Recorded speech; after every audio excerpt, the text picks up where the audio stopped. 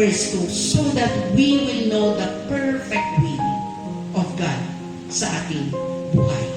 That's why in Philippians chapter 4 verse 8, ang sabi ni Paul or ang sabi ng word, finally brothers and sisters, ito dapat yung ipasok natin sa whatever is pure, whatever is lovely, whatever is admirable, if anything is excellent or praiseworthy, think about such thing.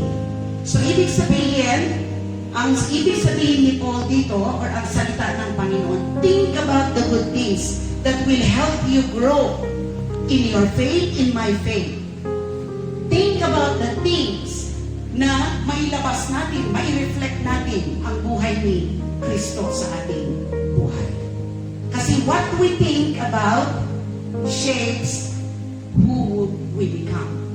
Kaya kung ano yung mga iniisip, yun ang nag-shape sa ating isipan, yun ang naikikilos natin, yun ang nai-reflect natin. That's why kailangan maporma po ang ating isipan. Kasi ito ang entry ng mga kasinungalingan sa mundo. And once na we entertain, kaya nga battleground ang tawag dito, it will go inside our hearts. Kaya bago nagkakasala, and then kinikilos mo na yan. Kaya bago papapasok sa ating puso ang kasalanan, we have to guard our thoughts. Kailangan mabago ang ating